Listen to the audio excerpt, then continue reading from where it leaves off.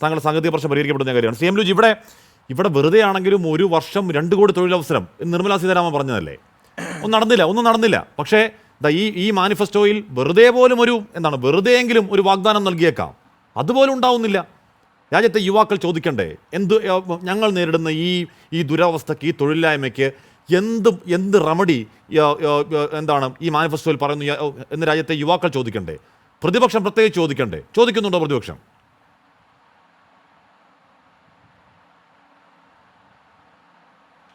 ഒന്ന് ഹാഷ്മി, നേരത്തെ ഞാൻ ആദ്യ റൗണ്ടിൽ ചർച്ചയിൽ പങ്കെടുത്തപ്പോൾ പറഞ്ഞ കാര്യങ്ങൾ കേട്ടോ എന്ന് എനിക്കറിയില്ല.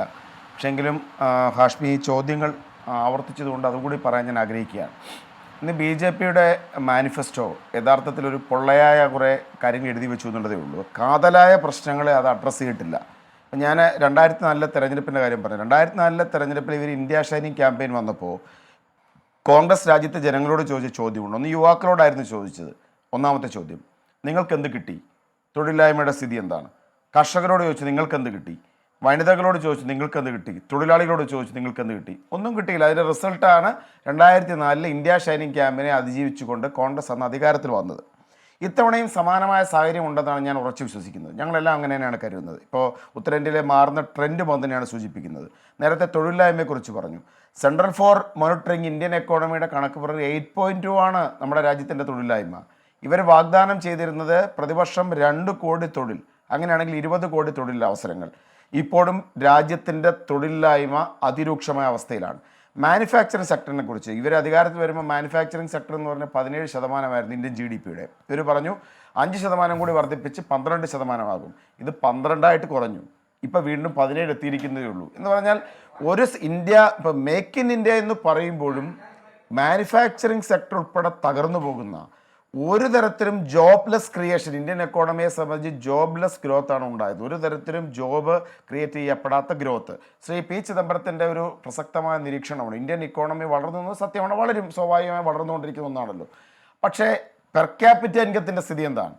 നമ്മുടെ രാജ്യത്ത് കോടീശ്വരന്മാരുടെ എണ്ണം വർദ്ധിക്കുമ്പോൾ അതനുസരിച്ച് GDPക്ക് വളർച്ചയുണ്ടാകും, സമ്പദ് വ്യവസ്ഥ വളരും. പക്ഷേ സാധാരണക്കാരൻ്റെ വരുമാനത്തിൽ വർധന ഉണ്ടായിട്ടുണ്ടോ? ചിദംബരം ചോദിച്ച വളരെ പ്രസക്തമായ ചോദ്യമാണ്. പെർ ക്യാപിറ്റ ഇൻകത്തിൻ്റെ കാര്യത്തിൽ കാതലായ ഒരു വർധനവും ഉണ്ടായിട്ടില്ല. നമുക്ക് സമൂഹത്തിലൊക്കെ നോക്കിയാൽ മനസ്സിലാവുമല്ലോ, ഇന്ത്യയിലെ ഏത് സംസ്ഥാനത്തിൽ കർഷകരുടെ വരുമാനത്തിൽ വർധനവില്ല, തൊഴിലാളികളുടെ വരുമാനത്തിൽ വർധനവില്ല. നേരത്തെ ഗ്യാസിൻ്റെ കാര്യത്തിൽ ചർച്ചയുണ്ടായി, ഉജ്ജ്വൽ ഗ്യാസ് യോജന. എന്താ അതിൻ്റെ കാരണം? എന്താ? ഒരു തവണ സിലിണ്ടർ വാങ്ങുന്ന വനിതകൾ പിന്നെ വാങ്ങുന്നില്ല. കാരണം ചിന്തിക്കാൻ പോലും കഴിയാത്ത വിലക്കയറ്റം. സബ്സിഡി ആണെങ്കിൽ 18 മാസമായിട്ട് കൊടുത്തിട്ടില്ല. അതാണ് സ്ഥിതി.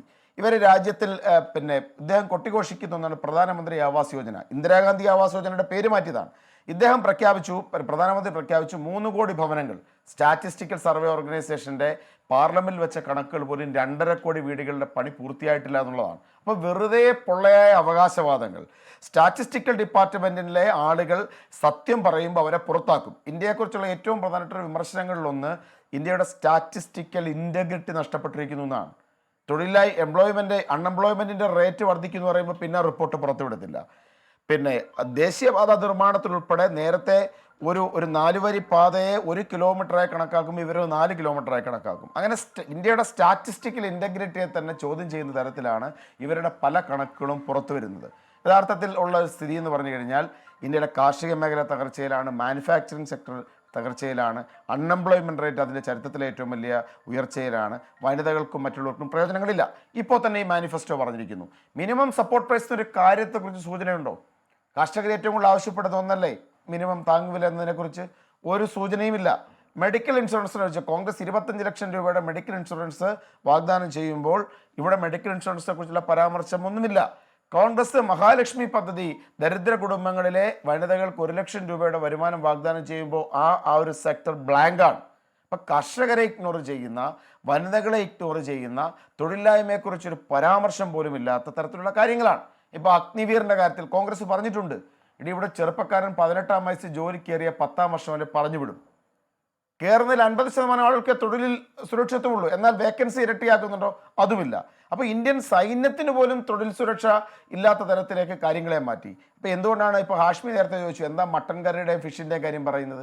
ഇപ്പം ഞാൻ ഇന്നിപ്പോൾ ഞങ്ങളുടെ കോൺഗ്രസിൻ്റെ തെരഞ്ഞെടുപ്പ് പ്രചരണവുമായിട്ട് ബന്ധപ്പെട്ട് ഞങ്ങളുടെ ഒരു കുടുംബയോഗം നടന്നത് ഒരു തീരദേശ പഞ്ചായത്തിലാണ്. അവിടെയുള്ള ആളുകൾ ചോദിച്ചാൽ മീൻ കറി വെച്ചാൽ എന്താ കുഴപ്പം?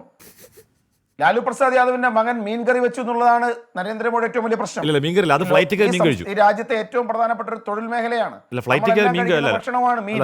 തെറ്റിദ്ധരി തേജസ്വി യാദവ് ഫ്ലൈറ്റിൽ പോയപ്പോൾ മീൻ കഴിച്ചു, പിന്നെ മട്ടൻ കറി വെച്ചു. ലാലു പ്രസാദിന്റെ വീട്ടിൽ രാഹുൽ ഗാന്ധിയും ലാലുവും ചേർന്ന് മട്ടൻ കറി വെച്ചു. എന്താ കുഴപ്പം? നമ്മള് ഈ രാജ്യത്ത് എന്താണ് പ്രശ്നമെന്ന് മനസ്സിലായില്ലേ ഹാഷ്മി? ഇദ്ദേഹത്തിന് ജനങ്ങളുടെ മുമ്പിൽ നടപ്പിലാക്കിയ കാര്യങ്ങൾ ഇതൊക്കെയാണ് ഇദ്ദേഹത്തിന്റെ പ്രശ്നം. മട്ടൻ കറി കഴിക്കുന്നവർ കുഴപ്പക്കാർ, മീൻ കറി കഴിക്കുന്നവർ കുഴപ്പക്കാർ. ഈ നമ്മളെല്ലാം മീൻ കറി കഴിക്കുന്നവരാ, നമ്മളെല്ലാം മട്ടൻ കറി കഴിക്കുന്നവരാ, ക്ഷേത്രത്തിലും പോകുന്ന ആളുകളാ, പള്ളിയിൽ പോകേണ്ടവർക്ക് അവിടെയും പോകാം. പക്ഷേ ഈ രാജ്യമായ കാര്യം പറഞ്ഞ് ഭിന്നിപ്പിക്കുന്നതിനപ്പുറത്ത് ജനതയെ യുണൈറ്റ് ചെയ്യാൻ ഇദ്ദേഹത്തിന് താല്പര്യമില്ല. സ്റ്റാറ്റിസ്റ്റിക്സ് ചമ്പാൻ ഉള്ളിക്കറിയാണെന്ന് പറഞ്ഞുകൂടായിരുന്നോ ലിജു? അല്ലാതെ ഇപ്പം നമുക്കിപ്പം രാഹുൽ ഗാന്ധിക്ക് വയനാട്ടിലെ ഒരു കാർഷിക വിളയായിട്ട് ഉള്ളിയെ പ്രഖ്യാപിക്കാമായിരുന്നു. എനിക്ക് ആ ഒരു അഭിപ്രായക്കാരനും കൂടാണ് ഞാൻ. വയനാടിൻ്റെ ഒരു പൊതു കാർഷിക വിളയായിട്ട് ഇനിയിപ്പോൾ ഏലവും കാപ്പിയൊക്കെ മാറ്റിയിട്ട് നമുക്ക് വയനാടിൻ്റെ ഒരു അദ്ദേഹത്തിൻ്റെ ഒരു തെരഞ്ഞെടുപ്പ് വാഗ്ദാനമായിട്ട് രാഹുൽ ഗാന്ധിക്ക് പറയും, ഞാൻ ഉള്ളിക്കറിയാണ് കഴിക്കുന്നത്, നമുക്ക് വയനാടിൻ്റെ ഒരു പ്രധാന കാർഷിക വിളയായിട്ട് ഉള്ളിയെ മാറ്റാം എന്നൊക്കെ രാഹുൽ ഗാന്ധിക്ക് വേണമെങ്കിലും പറയാം. ഇവിടെ ഇപ്പോൾ ഇതൊക്കെയാണ് ചർച്ച. പിന്നെ ഉള്ളിവട്ടവും ഗണപതി വട്ടവും മട്ടൻ കറിയും മീനുമൊക്കെയാണ് ഇവിടുത്തെ തെരഞ്ഞെടുപ്പ് ചർച്ചകൾ. അതിനപ്പുറത്ത് ജനതയെ ബാധിക്കുന്ന ഒരു പ്രശ്നം, ക്രിയാത്മകമായി ചെയ്ത കാര്യം ചർച്ചയില്ല. ശരി, ഞാൻ യുവരാജ് ഗോകുലിലേക്കാണ് മറുപടിക്കായി. ഇവർക്ക് ഇതൊക്കെ പറയുമ്പോഴും അല്ല, ഞാൻ പറഞ്ഞു ഇതൊക്കെ ഇപ്പൊ ഈ ആട്ടിറച്ചിയെ പറ്റി പറയുമ്പോഴും മീനെ പറ്റിയൊക്കെ പറയുമ്പോഴും ഇവിടെ വികസനം വെളുപ്പിൽ കെ അനിൽകുമാർ പറയുമ്പോഴും രാജ്യം കയറ്റുമതിയിൽ മുന്നോട്ട് പോയൊരു മേഖലയുണ്ട്, അത് ബീഫ് കയറ്റുമതിയാണ്. ഞാൻ വായിച്ചത് ബ്രസീൽ കഴിഞ്ഞാൽ ലോകത്ത് 2ാം സ്ഥാനത്ത് ബീഫ് കയറ്റുമതിയിൽ രാജ്യം ഒന്നാണ്. അന്ന് എന്താണ് ഈ ബീഫ് കോൺഗ്രസിൻ്റെ കാലത്ത് കൗസ്ലോട്ടറിനെ പ്രോത്സാഹിപ്പിച്ച് ഇവിടെ ബീഫ് കയറ്റുമതി നടത്തുന്നു, ദുഷ്ടലാക്കെന്നൊക്കെ പറഞ്ഞ പ്രധാനമന്ത്രി ഭരിക്കുമ്പോഴാണ് കേട്ടോ. ഞാൻ യുവരാജ് ഗോകുലേക്കാണ് മറുപടിക്ക് വേണ്ടി ഇടവേള.